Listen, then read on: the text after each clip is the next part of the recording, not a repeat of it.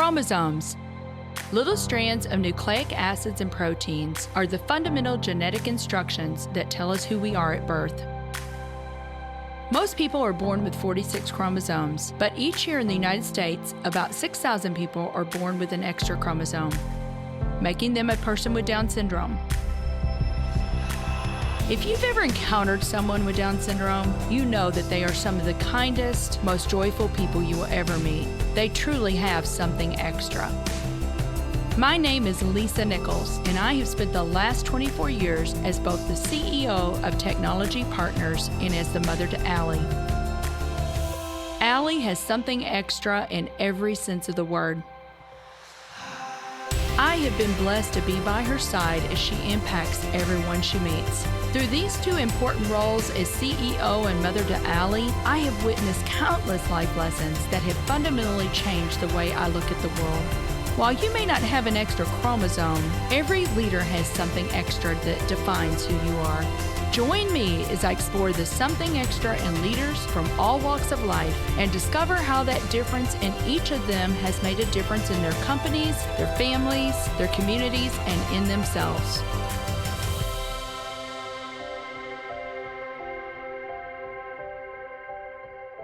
I'm thrilled to have Steve Cuss on the show today. Steve is the author of Managing Leadership Anxiety, Yours and Theirs, and the founder of CapableLife.me, an online community helping you to function as a calm, aware, present human in the workplace and home place. If you like this episode today, please go to Apple Podcasts or wherever you listen and leave us a 5-star rating. So Steve, thank you so much for making the time to be on the Something Extra podcast. I've been looking really forward to our conversation today. Me too, Lisa. This is going to be fun. Yes, we are definitely going to have fun. And we have to give a shout out to our mutual friend, Katie Cole. Yeah, Katie is an amazing person. Yeah, I met her a couple of years ago. We published right about the same time, and she's phenomenal. Yes, so thank you, Katie. I told you, I've been so excited about this conversation. We've got so much to talk about. I'm so hopeful that what we talk about is going to help our listeners. I believe it will. It's a topic that I feel like is so important right now. But before we talk about it, okay, just stay with us, listeners, because I want you to hear a little bit about how Steve grew up, because he didn't grow up, obviously, in the United States. I love your accent. So you grew up in Perth, Australia. So tell me a little bit about growing up. Oh, yeah. Yeah, WA, Western Australia. It's the largest state in Australia. You can fit about 4 Texases in Western Australia. So, anytime I meet a Texan who's bragging, I'm like, you have no idea. Most of us live as close to the beach as we can. So it was pretty magical. Probably 200 days a year, we'd go swimming before school. And my grandfather had a boat, so we'd live on the boat in the summer and we'd catch lobster. And yeah, it's a lovely place. It remains, I think, one of the most beautiful cities in the world. Oh my goodness. Now I want to go there. Well, I told you, I said, oh my goodness, Steve, it was baptism by fire for you. You got married. I think you and Lisa were honeymooning. You come back and she still had a year of school, I think. So you're like, I've got to get a job so that I can pay our bills. Yes, that's right. And you talked about Tennessee. So you started as a chaplain in trauma and hospice at the University of Tennessee Medical Center in Knoxville. Tell us a little bit about that, because you started doing work on yourself and figuring out some things. And then that's kind of was the precipice for even what you're doing today. Yeah. I really do believe in the hand of God. And I think God led me to this job because I needed it. The whole premise of this kind of chaplaincy is the way medical students do a medical residency, ministry students do a chaplain residency. So I was called a chaplain resident. It's pretty common. It's also known as clinical pastoral education for people who want to Google it. But in short, the difference between medical residency and chaplain is medical, they actually instruct, but the chaplain program intentionally withholds information. Like it's part of the education. They don't tell you what to do. The whole idea is if you are plunged into death and trauma and pain many times a day, it's not going to take long before you get to the end of yourself. Once you're at the end of yourself, now you're ready to learn about yourself. And for me, the reason it was such a gift for me is I was this young, arrogant, confident type A leader. And I got my rear end handed to me within the first day because everything I'd been affirmed for, none of it is helpful in grief. In fact, it's all obnoxious in grief. And so I came to the end of myself in 2 hours, that very first encounter that I had. And then I had a decision to make. Am I going to hide and fake it? Or am I going to do some deeper work and realize that there's this whole thing under the surface in me that's not good, that I thought was good? Even things like being proactive and taking charge is actually the worst thing to do when you're a chaplain. That first year for me was an experience of noticing what's going on in me, learning that I'm a fearful person, learning to be exactly human sized. To this day, I think the most profound training in my life. Well, I remember the story, and there was a senior chaplain over you, right? And I remember you getting the code. I think it was code blue, was it? There was the blue beeper, yeah. And you said, "What am I supposed to do?" And he said, "I don't know. I guess you'll figure it out."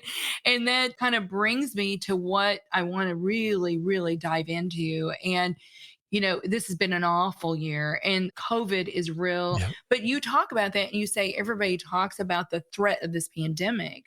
But what about the threat of the anxiety that goes with it? And Right. that's what I really want to dig into. And you and I were talking about the anxiety and how many leaders really don't even know that they are anxious. And, that's kind of where I want to start, because one of the things that you said the most powerful leadership tool is understanding and having awareness of what's going on under the surface. Because once you understand, and have the awareness of the triggers and what's bubbling under the surface, then you have to do the work to figure out how to navigate that. I think we all know self-aware jerks. Like, I think self-awareness is dramatically overrated. We have to be self-aware. Without it, we're narcissistic. But if we just stick with it, I meet so many people, Lisa, who know things about themselves, but they're not actually on the path of transformation. So yeah, it's just the gate to growth. It's not the path. But once you know something about yourself, now you have an opportunity with God to sift it through what's true. Anxiety, it has a message, and it's always a false message. It's always telling us that we're doomed. It's all on my shoulders. I must do something. Anxiety shows up when I don't get what I think I need. So I think the reason leaders are unaware of their anxiety is they're leaders and caregivers. We're generally others focused. We're mission focused. I think we also think, well, anxiety is worry and I'm not very worried. So people say I'm not very anxious. But if you think through anxiety through the lens of reactivity, what makes you reactive? When you start interrupting people when they're speaking, when you have to have the last word in a meeting, when you're meeting with a critic and your insight doesn't change them and you walk away and your head's spinning, that's all anxiety. And so, yeah, my job is to help leaders notice what is going on under the surface in them, first of all. Once you've started on that, then your ability to notice what's going on under the surface in a group, by golly, it's a powerful tool. Yeah, one of the things that you talk about, Steve, in your book, and I told you this, I have dug into this book. I have actually referred so many people to this book. It's called Managing Leadership Anxiety, Yours and Theirs. So if you see an uptick in sales, I just want to say it's probably attributed to me.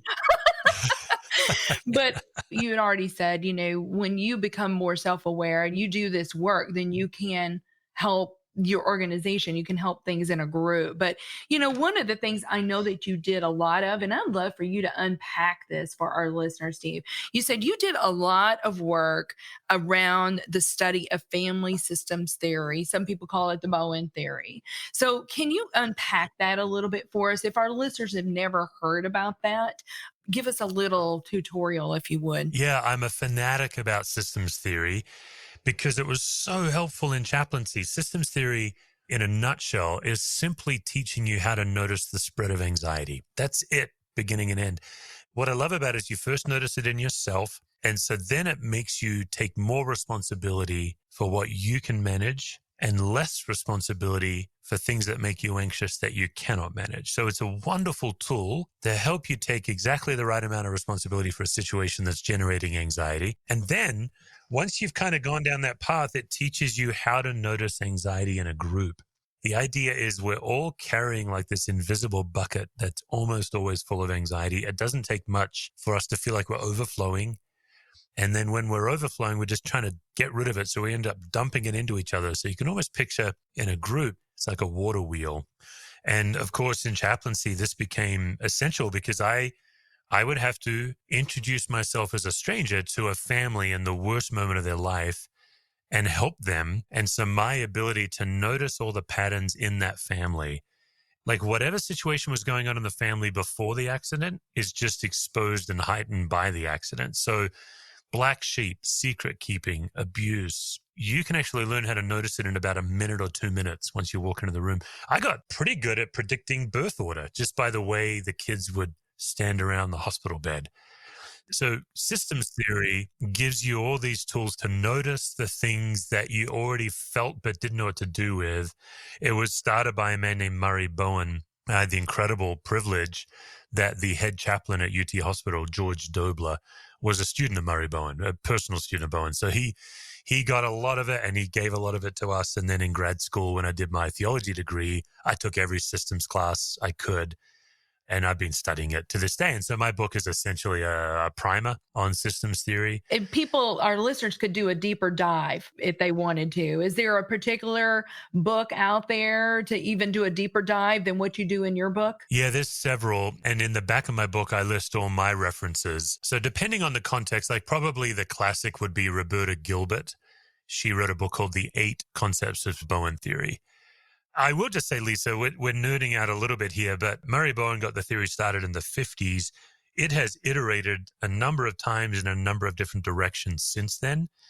And several systems theorists are so loyal to Bowen, they've actually not explored outside those lines. But there's another stream by Greg Bateson that I also incorporated into my book. It helps a group of people notice when they're stuck. So if you're in a marriage and you're always fighting the same way, then you're stuck. If you have a staff meeting and the same people have their own secret meeting after the meeting, systems theory can help you notice these patterns. And rather than spinning and getting angry, can actually do something. So the best thing it's done for me is stop me from going into shame as much when I make a mistake. I'm quicker to rebound, but it also stops me from blaming others when I'm frustrated with them, which is my tendency. I tend to be very self-righteous. So when someone annoys me, I get all huffy in my head. Systems theory forces me to ask the question, what am I doing that's contributing to this problem? So I'll just give you one simple example. When our church was small, we had somebody on staff that would post terrible things on social media, things that I think you should never post, let alone as a church staff member, very provocative and inflammatory things. And I would get frustrated at this person, shouldn't you know better? But systems theory says, well, what am I doing that's contributing to the problem? Well, here's what I'm doing. I'm letting this person get away with it. I'm not confronting them on it because I'm a conflict avoider. I've never made a social media policy for our staff. And so for me to go from angry, which is anxious, to calm involves taking responsibility. But also, some of us take too much responsibility. In systems, it's called over-functioning. It's also the guardrail against that, where it's like, wait a minute, I'm stepping into someone else's space. They need to own it. So there's a lot of tools, but that's kind of systems theory I guess I shouldn't say nutshell. That was quite a long little rant there. Yes. It's a really big nut. Wow. That is a great example to help somebody understand. And it comes back to personal responsibility. What am I doing or not doing in this particular situation? You say leadership, there's all sorts of definitions of leadership. Yeah. But you said leadership is knowing what to do. Yeah.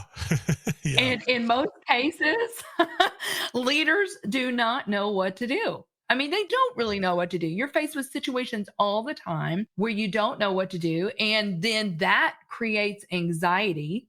But you said before, free to make mistakes. I mean, we're human, right? We're going to make mistakes. So there's so much packed in there that we can free ourselves from when we realize that, hey, we are human, lean into other people. We don't have to have all the answers. Yeah. And as a leader, so many times there's that pressure. Everybody's looking to us Yeah. that this person's going to know what to do.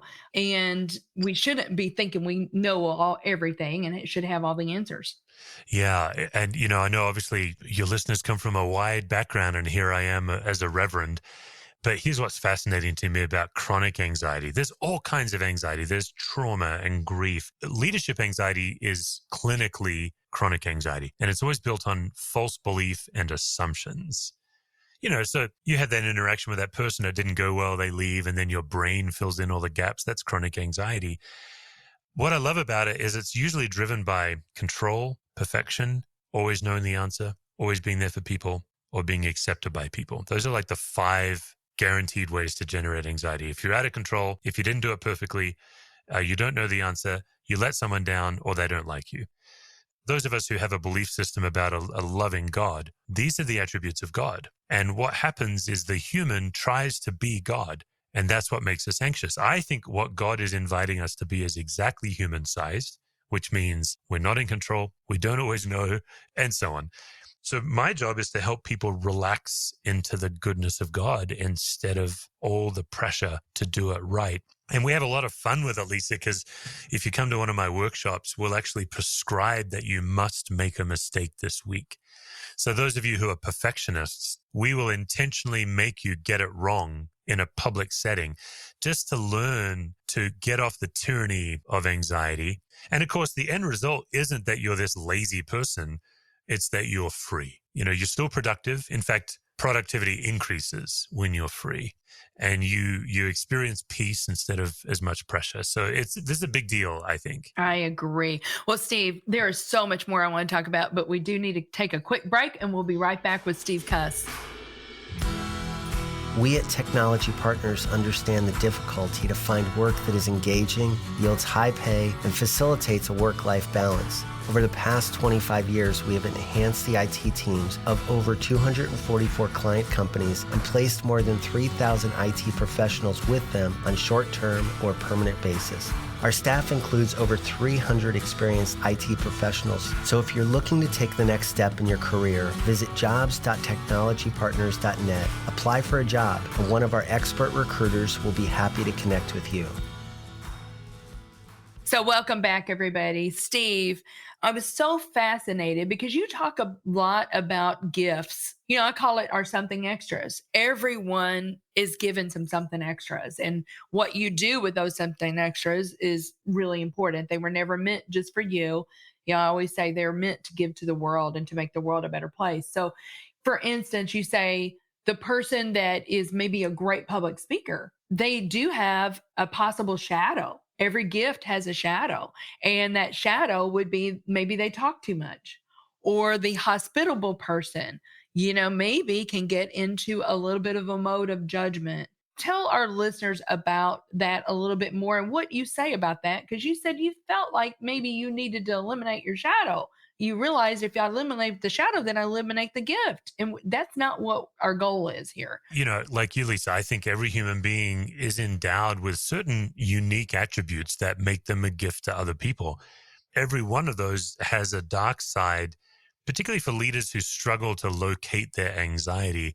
It's almost always on the other side of their gift. So I'm a highly intuitive person. I can read a room. Obviously, chaplaincy really honed that skill for me, but I've always been a sensitive person. As much as I come across as this confident and strong, inside I'm pretty touchy-feely and I get my feelings hurt easily. So that makes me a powerful pastor because I can connect and empathize. I can really emotionally be with people. The shadow side is I'm a people pleaser. And what you're trying to do is if I eliminate the people pleasing, then I eliminate the gift. I'm also a gifted public speaker, but I also like to be the center of attention. That would be another example of the gift versus the shadow. So I don't think it's about eliminating the shadow. I think it's about getting really clear on what you're living for and noticing the shift between when you're actually serving others and when you're managing your own anxiety. One of the most nuanced way, particularly for caregivers, if somebody comes to you and they're carrying a lot of pain, a lot of emotional pain, or they're overwhelmed, and you tend toward being a fix-it person, that would be an example of your desire to fix isn't to help them, it's because you can't manage the anxiety that you're feeling in the face of their pain. So you might have always seen yourself as a very helpful person. You pull over on the side of the road to help somebody. I'm sure that's true. But then maybe your spouse says, look, I don't need you to tell me what to do. I just need you to listen. And there's all kinds of gender stereotypes about that.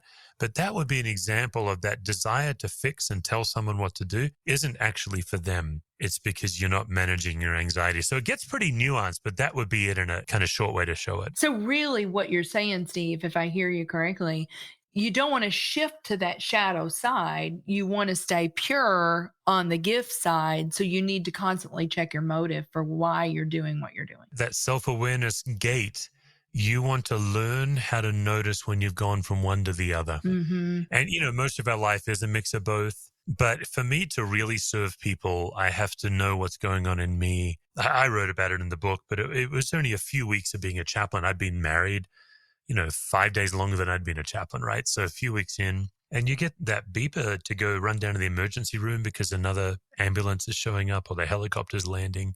And as I'm running down to the room, I'm praying, please God, don't let the person on the gurney be my wife. That's a very human fear, the randomness of trauma.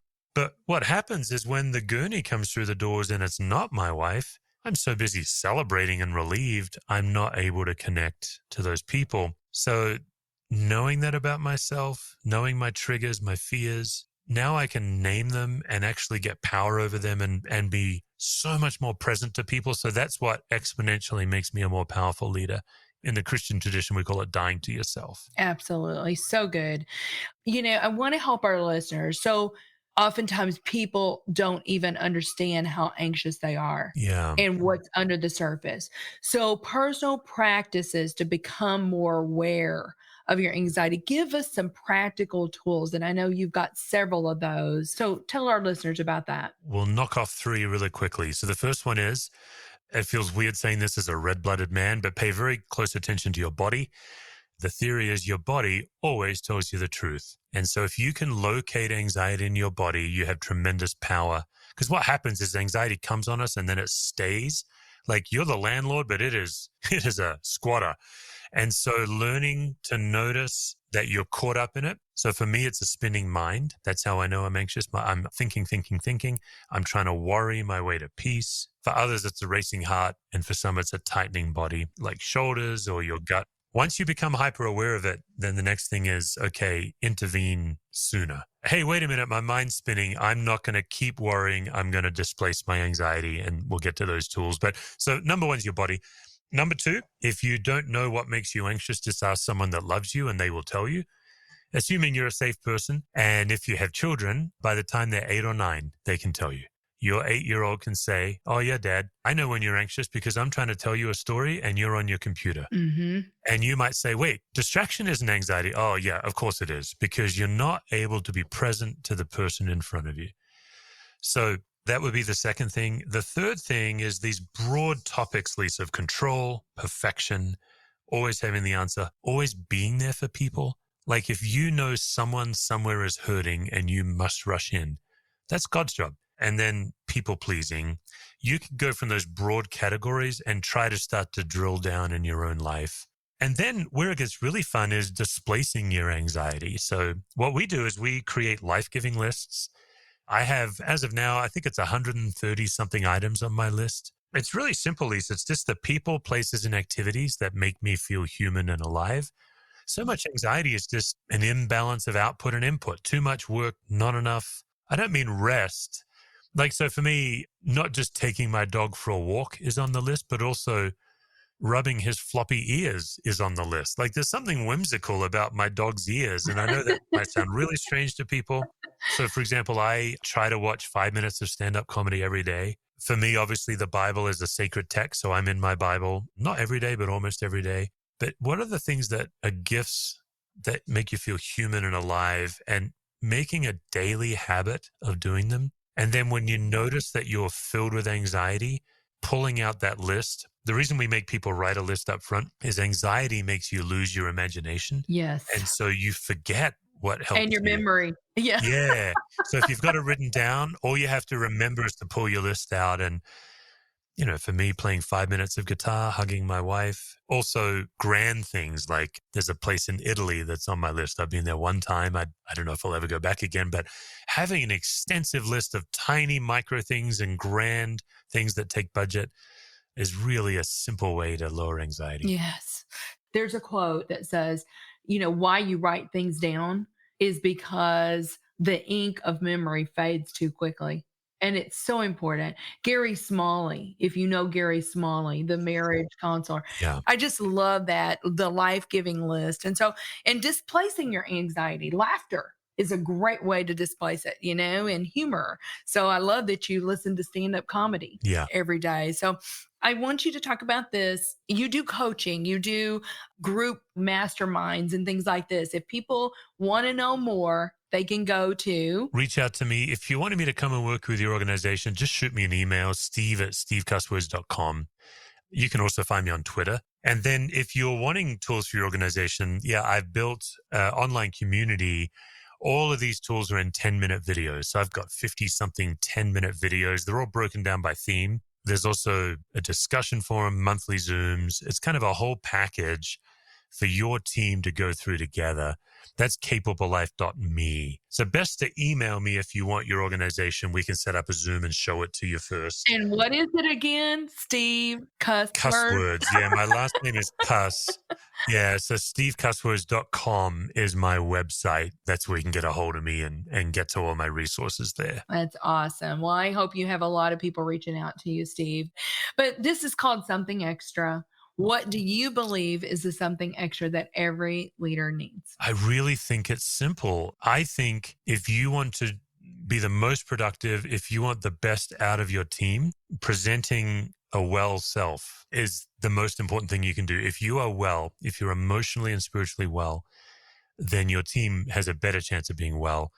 And that is not sitting around a campfire singing Kumbaya, getting nothing done. I'm talking high productivity, profit margins, like actual proper work. And well means that you know your triggers and you are able to walk into a situation when you don't know what to do, manage yourself, manage your team, and lead them somewhere. So that would be my something extra. It's a real thing. It takes real work, but anyone can do it. Yes. Well, we've already talked about capablelife.me. We've already talked about your book. Again, it's Managing Leadership Anxiety, Yours and Theirs. I highly recommend people get this book. It's so rich. It's so good. Like I said, I'm going to have to read it probably multitude of times to really get everything out of it. But is there any last thing that you would want to tell our listeners?